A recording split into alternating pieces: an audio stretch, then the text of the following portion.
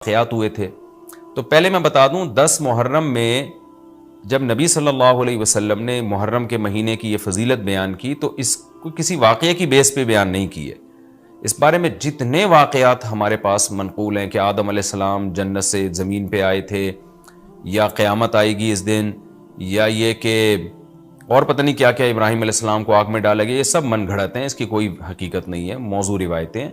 البتہ اس دن موسیٰ علیہ السلام اور بنی اسرائیل کو فرعون سے نجات ملی تھی، اس بارے میں روایت سندن بہتر ہے، یعنی اس کو مستند روایت کہا جا سکتا ہے. تو وہ یہ کہا جا سکتا ہے کہ 10 محرم کو موسیٰ علیہ السلام اور بنی اسرائیل کو اللہ نے فرعون سے نجات دی تھی.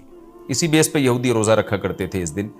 تو یہ روایت کے علاوہ باقی جتنے بھی واقعات ہیں سب من گھڑت ہیں.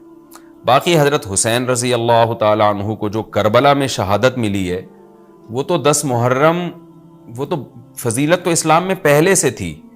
تو حضرت حسین رضی اللہ تعالیٰ عنہ کا واقعہ تو بعد میں ہوا ہے، تو اس سے حضرت حسین کی شہادت کو اور فضیلت مل گئی کہ آپ کو ایک مقدس دن میں اللہ تعالیٰ نے شہادت عطا فرمائی. محرم میں کالے کپڑے پہننا، یہاں سے ہمارے سوالات شروع ہوئے تھے. محمود صاحب نے انڈیا سے پوچھا تھا. دیکھیں، کالے کپڑے کسی بھی وقت پہنے جا سکتے ہیں. کالے کپڑے پہننے کے ناجائز ہونے کی ہمارے پاس کوئی دلیل نہیں ہے. سفید کو پسند کیا گیا ہے. نبی صلی اللہ علیہ وسلم نے فرمایا سب سے زیادہ پسندیدہ لباس وہ سفید ہے. کفنوا فیہا موتاکم، اپنے مردوں کو بھی اسی میں دفن کیا کرو. اس لیے سفید لباس کو آپ صلی اللہ علیہ وسلم نے افضل قرار دیا، اس میں پاکیزگی زیادہ ہے. باقی نبی صلی اللہ علیہ وسلم نے مختلف رنگوں کے کپڑے پہنے. اس کی علماء وجہ یہ بیان کرتے ہیں کہ اس زمانے میں غربت تھی. آپ نے سفید لباس کو پسند تو کیا، لیکن نبی کے لیے ہر وقت سفید لباس کا انتظام کرنا آسان نہیں تھا. غربت تھی، لباس پہن لینا ہی بڑی بات ہوتی تھی کہ لباس مل جائے کسی کو. کتنے واقعات ہیں کہ ازار ہے تو قمیض نہیں ہے، قمیض بڑی مشکل سے کسی کو ملتی تھی، کچھ چادر نہیں ہے اوپر پہننے کی. اتنی غربت کا عالم تھا. تو اس میں آپ صلی اللہ علیہ وسلم یہ تکلف کرتے کہ ہر قیمت پہ میرے لیے سفید لباس لے کر آؤ. تو یہ آپ صلی اللہ علیہ وسلم کے مزاج میں جو سادگی تھی یہ اس کے خلاف تھا. تو آپ نے دنیا میں تکلف نہیں کیا، جو جیسا لباس ملا پہن لیا. پسند سفید کو کیا. لہذا آج کیا ہے کہ آج اللہ نے لوگوں کو مالی وسعتیں دی ہیں، تو جو لوگ سفید لباس کا معمول بنا سکتے ہیں ان کے لیے افضل یہی ہے کہ وہ سفید لباس پہنا کریں، کیونکہ نبی صلی اللہ علیہ وسلم نے ہمیں اس کی ترغیب دی ہے. خود کیوں نہیں پہنا؟ اس میں تکلف تھا، یعنی پراپر انتظام کرنا مشکل تھا. تو جو آیا پہن لیا آپ صلی اللہ علیہ وسلم نے، کیونکہ ایک چیز مشکل ہے اس میں اتنا تکلف کرنا، یہ خود بھی تو نبی کے مزاج کے خلاف ہے. تو اس لیے ہم کہتے ہیں کہ بھئی جو ملے پہن لو. لیکن اگر لوگ آج کل تو لباسوں میں تکلف ویسے ہی بہت ہو رہا ہے، تو آپ نے جب سلوانے ہی ہیں، خریدنے ہی ہیں، تو سفید کو ترجیح دیں آپ. اس میں پاکیزگی زیادہ ہے، اس میں طہارت زیادہ ہے. آپ سفید لباس کے عادی ہو گئے، آپ سے کلر والا لباس پہنا نہیں جائے گا. میں نے تو 15-20 سال میں نے سفید لباس پہنا ہے، تو مجھے پتا ہے کہ پھر کلر والا لباس نہیں پہنا جاتا. سفید میں پاکیزگی اتنی ہے. اب میں پہنتا ہوں کلر والا لباس، وہ وجہ اس کی ہے کہ بعض دفعہ گھر والوں کا اصرار ہوتا ہے، بعض دفعہ کیمرے کی ریکوائرمنٹ ہوتی ہے، وہ کیمرہ سفید لباس کو کیچ نہیں کر پا رہا ہوتا، وہ کیمرہ مین کہہ رہا ہوتا ہے بھائی کوئی اور کلر، کوئی اور کپڑے پہن کے وغیرہ وغیرہ. تو خیر میرا عمل تو کوئی حجت نہیں ہے، لیکن افضل یہی ہے کہ سفید لباس کو ترجیح دی جائے، پہنا جائے.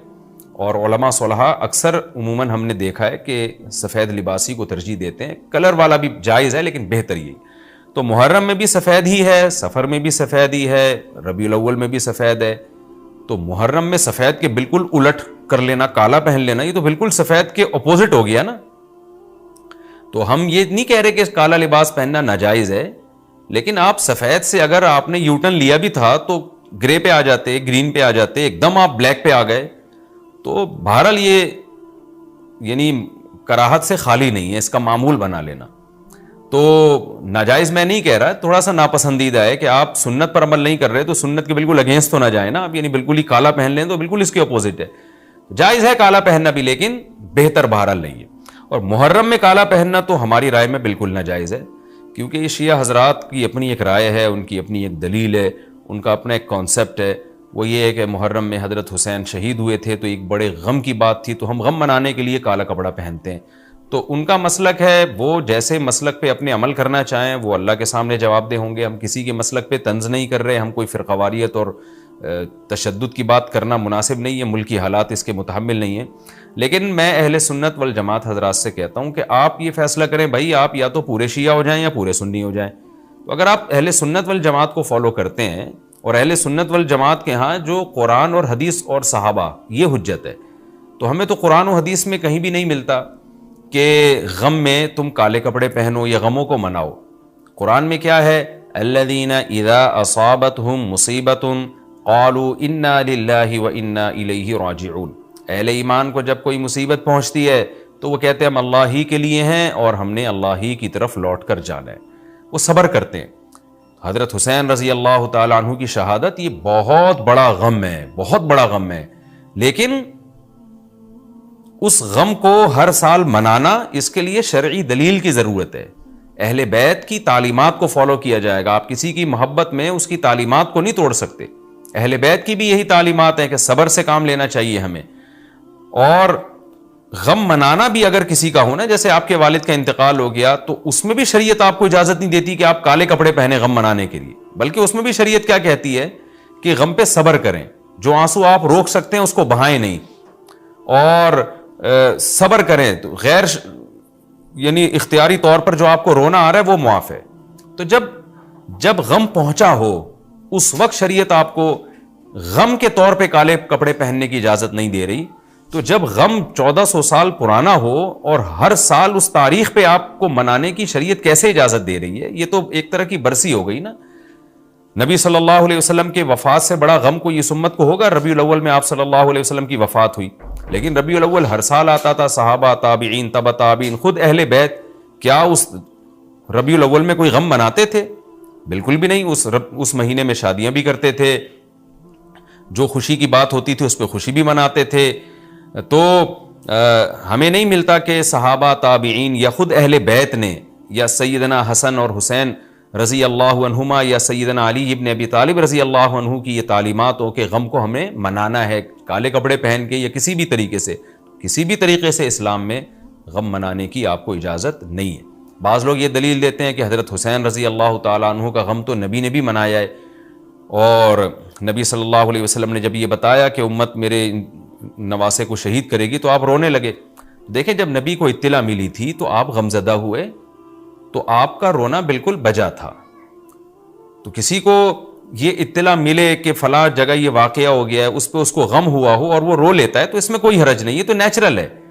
لیکن کیا نبی صلی اللہ علیہ وسلم ہر سال، یعنی جس دن آپ کو وحی کے ذریعے پتہ چلا کہ سیدنا حسین ابن علی رضی اللہ تعالیٰ عنہ پہ ظلم ہوگا، تو کیا ہر سال اس تاریخ کو آپ صلی اللہ علیہ وسلم رویا کرتے تھے؟ بالکل بھی ایسا نہیں ہے۔ تو غم کی اطلاع جس وقت ملی ہو اس وقت رونا آ جانا یہ نیچرل ہے، لیکن ہر سال پراپر اس رونے کو پراپر طریقے سے منانا یا کالے کپڑے پہن کے اس کو منانا، یہ تو بالکل اسلام میں ناجائز ہے۔ ہمارے پاس اس کے جائز ہونے کی کوئی دلیل نہیں۔ تو شیعہ حضرات جو کر رہے ہیں آپ ان کو کرنے دیں، ان کو جا کے نہ چھیڑیں، آپ ان کو طنز نہ کریں، وہ ان کی جو رائے ہے وہ اس پر عمل کریں۔ اسلام میں فرقے تو ہیں ہمیشہ سے، ہم نے تو یہ دیکھنا ہے کہ کون سا صحیح ہے، ہم نے تو اس کو فالو کرنا ہے۔ تو جو ہمیں صحیح لگے گا ہم اس کو فالو کریں گے، باقی ہم کسی کے نفرتیں پھیلانے کے بہرحال ہم قائل نہیں ہیں۔ تو جو وہ کر رہے ہیں آپ ان کو کرنے دیں، لیکن آپ یہ کام ہرگز نہ کریں، کیونکہ ہمارے لیے جو حجت ہے وہ قرآن، حدیث اور اہل بیت اور صحابہ کرام، تو ان کی جو تعلیمات ہیں ہم نے اس کو فالو کرنا ہے۔ ان کی تعلیمات میں کہیں بھی نہیں ہے، کوئی مستند روایت نہیں ہے کہ غم منانے کے لیے کسی نے کالے کپڑے پہنے ہو۔ غم منانا ہی جائز نہیں ہے، تو اس کے لیے کالے کپڑے یا کوئی اور کلر پہننا کہاں سے جائز ہو جائے گا؟ تو اس لیے محرم میں نارملی تو کوئی بھی وقت میں آپ کالے کپڑے پہن سکتے ہیں، لیکن محرم میں جب آپ پہنیں گے تو اس میں ایک تائید ہوتی ہے کہ گویا آپ بھی اس بدعت میں ان کی تائید کر رہے ہیں۔ اور رسول اللہ صلی اللہ علیہ وسلم نے فرمایا من تشبہ بقوم فہو منہم، جو کسی قوم کی مشابہت اختیار کرتا ہے وہ انہی میں سے ہے۔ تو اگر آپ چاہتے ہیں کہ آپ کا شمار قیامت میں اہل سنت والجماعت میں نہ ہو، آپ کو شیعہ مسلک ٹھیک لگتا ہے، تو پھر پراپر آپ شیعہ مسلک پورے طور پر اختیار کریں۔ آپ آدھا تیتر آدھا بٹیر چلنا تو ٹھیک نہیں ہے نا۔ اور اگر آپ چاہتے ہیں قیامت میں آپ کا شمار اہل سنت والجماعت میں ہو، تو پھر مکمل اہل سنت والجماعت کو فالو کریں آپ، تو ان کو جو ہے اپنے حال پہ چھوڑ دیں۔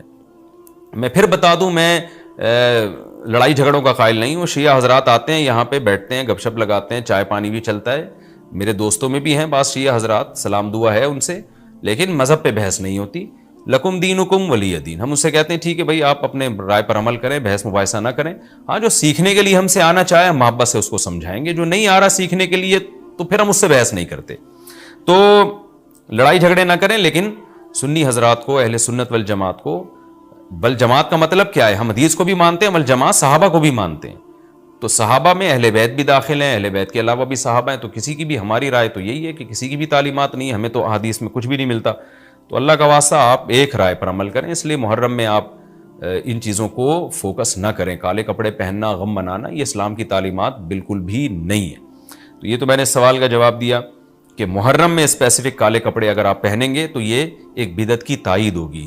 تو نبی صلی اللہ علیہ وسلم نے تائید سے منع کیا ہے. اسی میں ایک سوال ہے جی، محرم میں نکاح کرنا کیسا ہے؟ یہ سوال بھی ظہور احمد نے کشمیر سے پوچھا ہے. محرم میں نکاح کرنا بھی جائز ہے، بلکہ ہمارے مسلک کے مطابق باعث برکت ہے، کیونکہ محرم کو اللہ کے نبی نے محترم قرار دیا ہے. جو قابل احترام مہینہ ہے تو مقدس ہے. تو مقدس مہینے میں عبادت کا ثواب بھی زیادہ ہوتا ہے، اور نکاح بھی شریعت میں عبادت ہے. نکاح کیسے عبادت ہے؟ شریعت نے نکاح میں عبادت کا رنگ ڈال دیا ہے. دیکھیں آپ کہ نکاح ایک معاملہ ہے، لیکن اس سے پہلے خطبہ بھی ہوتا ہے. خطبہ جمعے کی نماز سے پہلے ہوتا ہے، خطبہ عید کی نماز سے پہلے ہوتا ہے، خطبہ استسقاء کی نماز سے پہلے ہوتا ہے، خطبہ حج میں ہوتا ہے. یہ ساری عبادتیں ہیں نا جس میں خطبہ ہے. لیکن اسلام نے کیا کہا؟ نکاح سے پہلے بھی خطبہ ہوگا. اس کا مطلب اسلام نکاح کو عبادت قرار دے رہا ہے، نکاح میں عبادت کا رنگ بھر رہا ہے. تو عبادتیں تو مقدس مہینے میں زیادہ ثواب ہوتا ہے ان میں. تبھی آپ دیکھیں نبی صلی اللہ علیہ وسلم نے فرمایا رمضان کے بعد سب سے زیادہ روزوں کا ثواب محرم میں ملتا ہے. کیوں؟ مقدس ہے نا، تو عبادت کا ثواب بڑھ گیا اس میں. تو اس حدیث سے صاف ہمیں پتہ چلتا ہے کہ اگر کوئی محرم میں اس نیت سے نکاح کرتا ہے کہ مقدس مہینہ ہے تو اس میں عبادت کا ثواب بڑھ جائے گا، اور اس میں انشاءاللہ اللہ سے امید کی جا سکتی ہے کہ خیر و برکت زیادہ ہوگی. تو اس کو منحوس سمجھنا جائز نہیں ہے. اگر آپ کہتے ہیں اس مہینے میں چونکہ حضرت حسین رضی اللہ تعالیٰ عنہ کی شہادت ہوئی ہے اس لیے منحوس ہے، تو یہ غلط ہے. ایک تو ہماری نظر میں شہادت ایک بہت مقدس مقام ہے، اس کی وجہ سے کوئی مہینہ منحوس نہیں ہو سکتا. مقدس تو ہو سکتا ہے، منحوس نہیں ہو سکتا. دوسری بات یہ کہ یکم محرم سے لے کے 29 یا 30 ذی الحجہ تک اسلامی تاریخ میں کوئی ایسا دن نہیں ہے جس میں کسی مقدس شخصیت کی شہادت نہ ہوئی ہو یا کسی پہ ظلم نہ ہوا ہو. اگر آپ تاریخ کے اوراق اٹھا کے دیکھیں، ہر مہینے ہر تاریخ کو کوئی نہ کوئی اسلام میں اچھا واقعہ بھی ہوا ہے اور برا واقعہ بھی ہوا ہے. حضرت عثمان رضی اللہ تعالیٰ عنہ کی شہادت ہوئی باغیوں کے ہاتھوں. خود نبی صلی اللہ علیہ وسلم کی وفات ہوئی ربیع الاول میں، اور بھری ہوئی ہے نا اسلامی تاریخ. حضرت علی رضی اللہ تعالیٰ عنہ کی شہادت ہوئی. تو ان تمام شہادتوں کے آپ ایام نکالیں، ان کے مہینے نکالیں، کوئی مہینہ نہیں بچے گا. تو اس بیس پہ اگر آپ کہتے ہیں کہ اس مہینے میں نکاح پسندیدہ نہیں ہے، پھر تو پہلی تاریخ سے لے کے سال کی آخری تاریخ تک کوئی تاریخ بھی ایسی نہیں ہے کہ جس میں انسان نکاح نہ کرے. اس کا مطلب پھر آپ کنوارے چھڑے چھاٹی گھومتے رہیں، اور مسلمانوں کی پھر گروتھ ریشو تو میرا خیال ختم ہو جائے گا، مر جائیں، کہاں پیدا ہوں گے لوگ. اور اگر آپ کہتے ہیں کہ نہیں جی کسی شخصیت کے کسی دن میں انتقال کر جانے سے یا شہید ہو جانے سے یا اس پہ ظلم ہونے سے وہ دن منحوس نہیں بنتا، تو پھر 10 محرم بھی منحوس نہیں ہے. 10 محرم میں بھی آپ نکاح کر سکتے ہیں، اور محرم کے بقیہ تاریخوں میں بھی آپ نکاح کر سکتے ہیں. اور روایات میں ہمیں ملتا ہے کہ بعض بڑے بڑے حضرات تھے جن کے محرم کے مہینے میں نکاح ہوئے. میں اس بحث میں نہیں جاؤں گا، پھر اس میں تاریخی روایات ہیں، کوئی کہتا ہے فلاں تاریخ تھی، کوئی کہتا ہے، پھر لوگ اس پہ ایک غیر ضروری بحث میں چلے جاتے ہیں. لیکن ہمیں ایسے واقعات ملتے ہیں. تو اس لیے اس بارے میں، اور پھر شریعت میں جلد نکاح کی ترغیب ہے. نکاح کو ڈیلے کرنا یہ شریعت میں پسندیدہ کام نہیں ہے. اس بیس پہ تو ڈیلے کیا جا سکتا ہے نکاح کہ آپ کو رشتہ سمجھ میں نہیں آ رہا، مشورے کر رہے ہیں، لیکن جب ایک دفعہ رشتہ سمجھ میں آ جائے تو اسلام کا حکم یہ کہ اس میں جلدی کی جائے.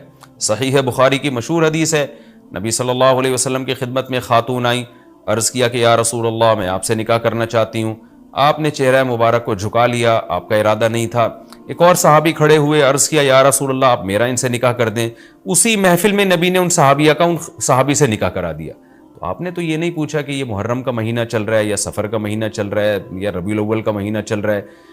ڈیلے نہیں کیا اس کو، اس لیے کہ خود آپ کی تعلیمات یہ ہیں کہ نکاح میں جلدی کی جائے. تو اگر آپ کو محرم میں رشتہ ملتا ہے، آپ ربیع الاول تک ڈیلے کرتے ہیں محرم کی وجہ سے یا سفر تک ڈیلے کرتے ہیں، تو یہ ڈیلے کرنا خود قرآن و سنت کے خلاف ہے. جس چیز میں تعجیل مقصود ہے، جس چیز کو شریعت نے جلدی کا حکم دیا. عبداللہ بن مسعود رضی اللہ تعالیٰ عنہ فرماتے تھے، مصنف ابن ابی شیبہ کی روایت ہے کہ مجھے پتہ چل جائے نا کہ میری زندگی میں صرف ایک رات باقی ہے، اگلے دن میں نے مر جانا ہے، اور میرے نکاح میں کوئی عورت نہ ہو، میں وہ رات بھی نکاح کے بغیر نہیں گزاروں گا. میں بیوی کے بغیر نہیں گزاروں گا، اس خوف سے کہ مجھے کہیں فتنہ نہ ہو جائے۔ صحابہ کرام جو تقوی کے اعلیٰ معیار پر تھے اور جن سے گناہ کا اندیشہ بہت کم تھا اور کہیں معاشرے میں بے حیائی پھیلی ہوئی نہیں تھی، وہ تو ان کا تو یہ کانسیپٹ تھا کہ بھائی ہم بیوی کے بغیر ایک دن نہیں گزاریں گے، کہیں ایسا نہ ہو کہ برائی میں پڑ جائیں۔ اور آج چاروں طرف بےہودگی پھیل رہی ہے، چاروں طرف بے شرمی، بے حیائی، انٹرنیٹ پر بےہودہ چیزیں، آپ یوٹیوب میں ویڈیو میں جائیں فوش چیزیں آ رہی ہیں، ہر چیز آپ کی شہوت کو برانگیختہ کرنے والی ہے۔ اور اس میں آپ یہ کہیں کہ ایک رشتہ طے بھی ہو چکا ہے، آپ صرف اس بیس پر آپ اس کو ڈیلے کر رہے ہیں، ایک مہینہ، دو مہینہ، وہ لوگ سفر میں بھی نہیں کر رہے ہوتے، اور اس بیس پہ آپ ڈیلے کر رہے ہیں۔ اس میں خطرہ ہوتا ہے کہ مرد کسی گناہ میں نہ پڑ جائے، عورت کسی گناہ میں نہ پڑ جائے، تو شریعت اس کی آپ کو اجازت نہیں دیتی ہے۔ اور پھر اس میں یہ بھی ہوتا ہے کہ اگر آپ ڈیلے کرتے ہیں تو منگنیاں توڑنے کا شیطان کو موقع بہت ملتا ہے۔ میرے سامنے ایسے درجنوں واقعات ہیں، رشتہ طے ہوا لیکن جی چونکہ محرم ہے یا سفر آ رہا ہے تو ہم ربیع الاول میں کریں گے، یا منگنی کو کسی بھی وجہ سے ڈیلے کر دیا۔ تو جب منگنی ڈیلے ہوتی ہے، یعنی نکاح ڈیلے ہوتا ہے، منگنی ہو گئی، نکاح کو ڈیلے کر رہے ہیں آپ، اس میں شیطان پھر دونوں کو لڑواتا ہے، منگنیاں ٹوٹتی ہیں، اکثر نفرتیں پھیلتی ہیں، غلط فہمیاں، بدگمانیاں شیطان کو پھیلانے کا موقع ملتا ہے۔ اس لیے شریعت میں تو منگنی کا لفظ ہی نہیں ہے، شریعت میں ہے خطبہ۔ خطبہ کا مطلب نکاح کا پیغام بھیجا، ان کو جب سمجھ میں آ گیا تو فوراً نکاح کر دیا، بیچ کا کوئی راستہ نہیں اللہ نے رکھا۔ تو چاہے وہ محرم ہو، چاہے وہ سفر ہو، چاہے وہ ربیع الاول ہو، چاہے وہ ربیع الثانی ہو۔ ہاں کوئی اس وجہ سے ڈیلے کر رہا ہے نکاح، کوئی واقعی شرعی عذر ہے اس کو، وہ بہت سارے مسائل ہیں، لیکن محرم کا ہونا بہرحال کوئی شرعی عذر نہیں ہے۔ تو اس لیے ہم اس میں نکاح کو جائز سمجھتے ہیں، باعث برکت سمجھتے ہیں۔ پھر میں بار بار بتا رہا ہوں کہ جو وہ شیعہ حضرات جو کر رہے ہیں ان کو کرنے دیں، میں آپ کو آپ کے مسلک کی بات بتا رہا ہوں۔ ہم جو قرآن و سنت کو اور اصحاب رسول کو فالو کرتے ہیں اور اہل بیت کو بھی مانتے ہیں، ہم ان کی بات کر رہے ہیں۔ وہ بھی دعویٰ کرتے ہیں کہ ہم مانتے ہیں، تو ان کو ان کے دعوے پہ رہنے دیں، ہم تو وہی بات کریں گے جو ہمیں صحیح لگے گی۔ اچھا بھائی، یہ بھی ایک سوال پوچھا ہے جی، 10 محرم کو کون کون سے نبی کو نجات ملی؟ یہ بھی سوال میں نے دہرایا تھا، ام محمد نے پوچھا ہے۔ تو دیکھیں اس بارے میں صرف ایک واقعہ مستند ہے، حضرت موسیٰ علیہ السلام کو فرعون سے نجات ملی۔ اس کے علاوہ 10 محرم کی طرف جتنے قصے منقول ہیں، ابراہیم علیہ السلام کو آگ میں ڈالا گیا، پھر آدم علیہ السلام دنیا میں آئے، یا اس دن قیامت آئے گی، یہ سب من گھڑت ہیں، ان کی کوئی حیثیت نہیں ہے، ان کو نہیں بیان کرنا چاہیے۔ یہ بھی سوال ہو گیا قیامت کیا محرم میں آئے گی؟ ایسا نہیں ہے، ہمیں نہیں پتا محرم میں آئے گی یا سفر میں آئے گی۔ سورہ طٰہٰ میں اللہ نے صاف طور پہ بتا دیا کہ اکاد اخفیہا لتجزا کل نفس بما تسعی، میں قیامت کے دن کو چھپا دوں گا۔ اللہ نے کسی کو نہیں بتایا کس دن آئے گی، آئے گی تو اچانک آئے گی۔ اچانک وہی چیز ہوتی ہے جس کی ڈیٹ کا ہمیں علم نہیں ہوتا۔ لا تأتیکم الا بغتہ، قرآن کہتے ہیں اچانک آئے گی،